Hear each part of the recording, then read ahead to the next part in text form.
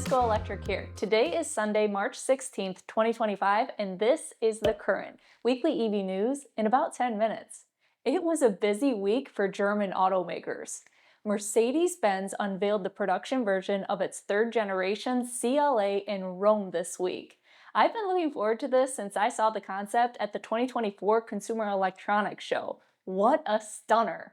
The new CLA, built on the new Mercedes modular architecture known as the MMA platform, will be compatible with multiple powertrain configurations and body styles. The all-electric CLA 250 Plus with EQ technology includes an 85 kilowatt-hour battery, which Mercedes says will deliver a range of up to 492 miles on the WLTP cycle, which should equate to about 400 miles by EPA standards. That is great efficiency. Smaller, more energy-efficient batteries and systems are imperative for reduced costs and powertrain optimization. It also has a drag coefficient of 0.21, making it slightly more slippery than Tesla's new Model 3, which has a CD of 0.22. The CLA is based on the new 800-volt architecture, which supports 320 kilowatt fast charging through a native NACS port. Mercedes claims it can add more than 200 miles of range in just 10 minutes. The unique design includes a J1772 port for AC charging beneath the NACS port. It also offers battery preconditioning for improved DC fast charging performance, and bidirectional charging support is planned with a software update. The company says they're using a new NMC cell that includes silicon oxide mixed with graphite in the anode, which increases gravimetric energy density by up to 20% in comparison to traditional graphite anodes. They will also introduce a 58 kilowatt-hour lithium iron phosphate option at a later point. The 250 Plus model will have an in-house developed 268 horsepower permanently excited synchronous motor on the rear axle, while the 350 4MATIC option will offer a dual motor all-wheel drive setup offering 349 horsepower and a 0 to 60 mile per hour time of 4.8 seconds. It will also have a 2-speed gearbox designed to optimize efficiency at lower speeds and tow in the first gear, and in the second for highway driving. Yes, the CLA has an optional towing package, enabling it to tow nearly 4,000 pounds.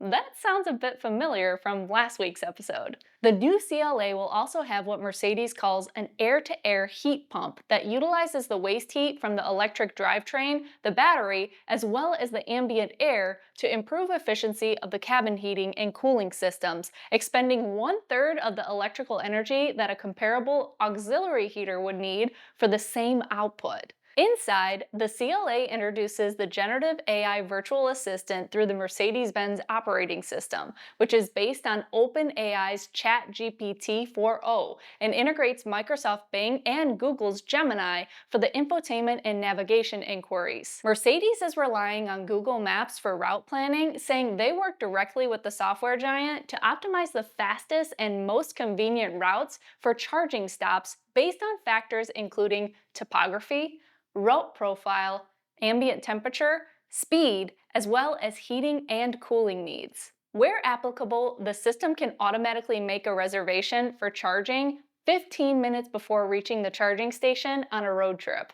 The optional MBUX Super Screen will span the dashboard and include built-in entertainment options from Disney Plus and Sony Pictures' movie and gaming platform RideView. With this new platform, they've pared down the electronic control unit count to 4, which will enable full over-the-air update capability across the entire vehicle. That's a first for Mercedes. The vehicle will also have a 2.5 cubic foot frunk and 14.3 cubic feet of cargo space. The brand briefly showed a shooting brake variant driving across the stage, which will follow the launch of the sedan. CEO Ola Kalinius said there will be 2 other variations joining the family shortly after that. What do you think those could be? Excluding those 3, Mercedes said they will offer a hybrid in 2026 using a Geely-supplied 1.5-liter turbocharged engine and a 48-volt mild hybrid system. The all-electric CLA will be available in the US by late 2025. Pricing has not yet been announced, but it's comparable in size to the Model 3, which starts around $42,000. I'm guessing it will start around $50,000. What do you think? Mercedes also showed off photos of their winter testing in Sweden of a prototype GLC electric SUV. Do you think Mercedes will have greater success with this latest line of EVs than the EQ series from 2020? Another German automaker held an event this week revealing a few details about their new upcoming EV lineup. At BMW's annual meeting this week, not only did they cover financial details from the previous year and looking forward, but they also revealed the name of their first Neue Klasse vehicle coming to the market before the end of the year. The iX3 will be built in Hungary at BMW's first all-electric production facility, and the series production version of the vehicle will be shown at the IAA Mobility Show in Munich in September. They also showed the camouflaged pre-production sedan that will follow the iX3 launch. Since they are reusing names, do you think they will name it the i3? If you want to learn more about the Neue Klasse models, I'll link our report on a previous episode of The Current in the video's description.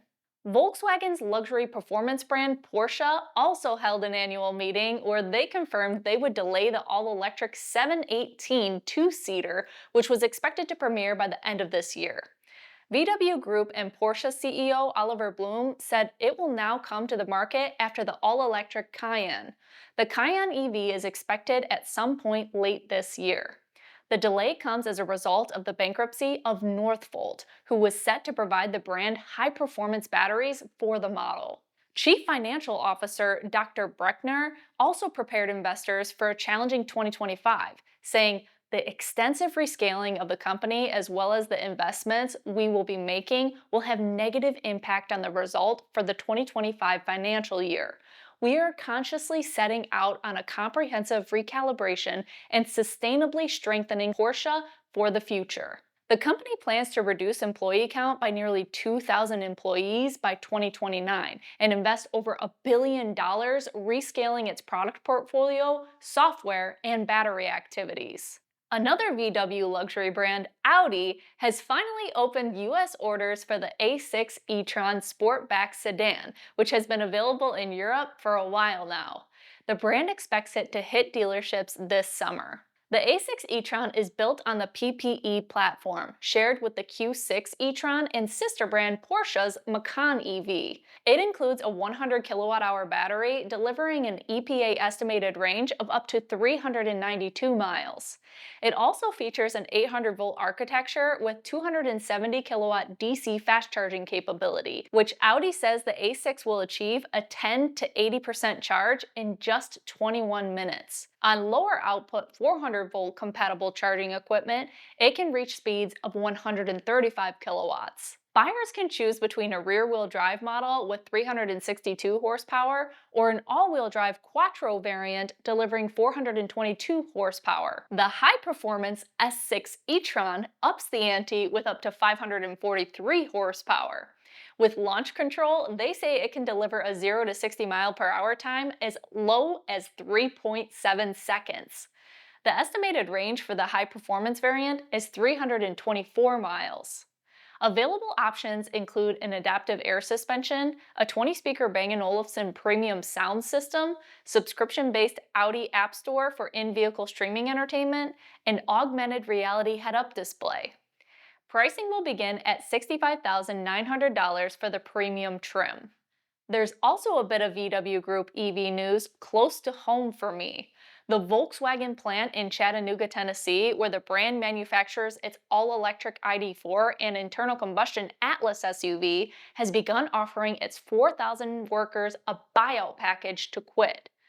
The automaker plans to slow production from 3 shifts down to 2 shifts. The brand sold about 20,000 ID.4s in both 2021 and 2022 in the US, and they had a great 2023, selling close to 40,000 units. Unfortunately, last year, the brand only sold about 17,000 ID.4s. Some of the decline is related to a door handle recall which started last September.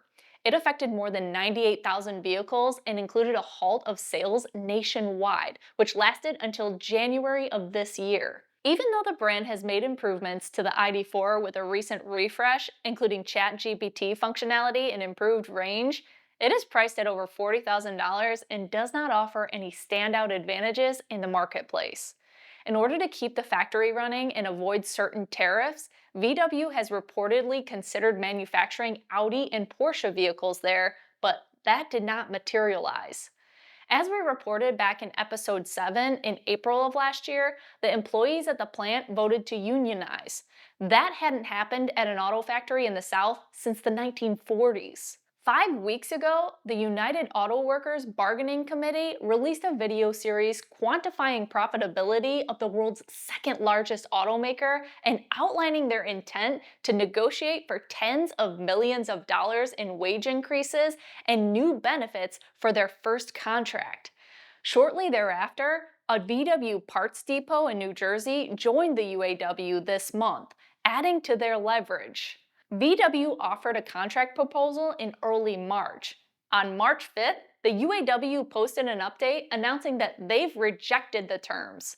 Next, VW began offering a payout to employees who voluntarily quit.